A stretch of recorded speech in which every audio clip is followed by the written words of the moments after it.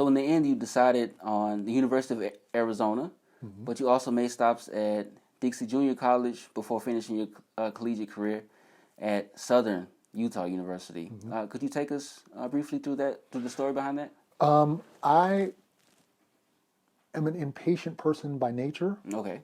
And the whole recruiting process, everybody's telling you, hey, you're the next big thing. You're going to the NBA. Right. You're gonna, if you come to my school, you're gonna start right away. You will be the next, I don't know what. And as a 17-year-old kid, it's normal that starts to get to you. I would say I'm a pretty grounded person, but as a 17-year-old, maybe then it got to my head a little bit. So I went to University of Arizona as a freshman, and I thought I was the best thing since sliced bread. And I got there, and the very first practice, I got an elbow to the nose and got my nose broken by Chris Mills, who ended up playing in the NBA as well.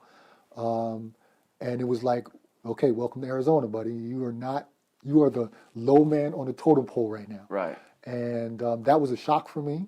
I wasn't playing very much. My roommate was Damon Stoudemire, who was drafted by the Toronto Raptors. He was Rookie of the Year in the NBA. And I remember us sitting in our dorm room and talking, and he was just miles better than I was. Right. And just talking about our dreams and how things would go. And I have to say, my freshman year was not what I expected. I expected to be playing. I mean, we were top 5 in the country, and I'm playing behind future NBA players, but my impatient self thought that I should have been starting. Right, right. If I could go back and talk to my younger self, I would kick my own self in the butt. But I'm impatient by nature, so I ended up leaving Arizona. I didn't even make it a whole season. Oh, okay. To be honest. I ended up getting kicked off the team around January, and because I was not performing academically. Okay. And because I was also frustrated. So that when you're frustrated, you're not playing, it kind of leaks to every phase of your... Right, also away from home. Exactly, away from home, everything. And also, to go back to technology, it's not like today where you can just make a quick cell phone call. You know, you had to time phone calls, phone card, and so on. Exactly. So I was just very impatient, very immature, and I got kicked off the team. I think in January. There was some talk of me coming back to the team before March Madness, but it never happened. And I made a decision. Okay, I'm going to get out of here. So I ended up transfer. I finished the year out, the academic year out, and I transferred to Dixie College. Because one of the schools that recruited me out of high school said, why don't you go to a junior college instead of coming to another school, sitting out a year, because you have to redshirt when you transfer. Okay. And you'll get some playing time. Right, right. And so they were like, okay, we know this school. We can help you get there. And that ended up being Dixie Junior College. And we were ranked, I think, number 2 or number 3 in the country for junior colleges. Very good program. They're now a Division I college now.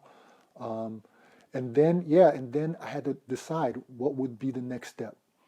On the one hand, I was getting recruited again by a lot of schools, especially the ones that recruited me out of high school, having a chance to re-recruit me, things like that. And I had 2 years left. And for me, it was like, okay, I already went to a big-time school. Didn't have the greatest experience, whether it be my fault or any other fault. Mostly it was my fault. But what do I want for these next 2 years? For me, it was a choice of going to another big college and maybe not having the career that I would want, or I could go to a smaller school and develop and be a big fish in a small pond, basically. Okay. And I ended up choosing that route. And Southern Utah University is about 50 miles up the road from Dixie College. Okay. And they actually never even recruited me because they thought I would go somewhere bigger. Oh, makes sense, makes sense. And I ended up going there for a spring football game because I had a friend that was going to school there and played on the football team. And he was like, hey, why don't you just stay? We've got a big party after the game. Let's hang out, you know? And I was like, I mean, I'm a broke college student. I got no money. What am I going to do? Get a hotel room? So I ended up seeing the head coach from the basketball team at the game.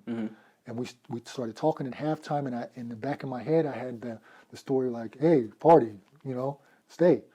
So I had one trip left, scheduled visit to schools. Right. I hadn't taken any of my visits, but they were all planned except for one. Right.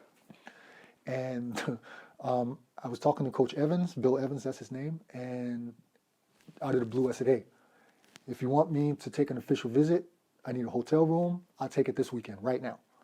His jaw dropped. He took his cell phone, and back then it was the big gray Motorola with the antenna like this long. And right away he got on the phone, and he made a couple of phone calls and said, okay, it's done. So I was like, okay, then I'll take my visit. So I ended up staying for the party, had a great time at the party. That probably influenced my decision a little bit. And and I had a great visit. The next day, the coaches took me around because they had never really recruited me. It was also very quick for them, so they couldn't put it together the whole razzle-dazzle show. It was more laid back and probably exactly what I needed. And I ended up actually signing on that visit. I canceled all my other visits, and I signed the letter of intent the next morning before I was about to go back home, and I gave the envelope to the assistant coach who had picked me up, and he didn't even look at it. They had a folder with all the letter of intent, all the facts about the school, things like that, and he never even looked inside, because who does that? Who signs on their visit? And I told him, you might want to take a look inside. And he opened it up and saw the signature on the letter of intent, and like he was flabbergasted and gave me a big old hug, and I was like, yeah, I'm coming. And that was the one of the best decisions I made in my life. Yeah, definitely.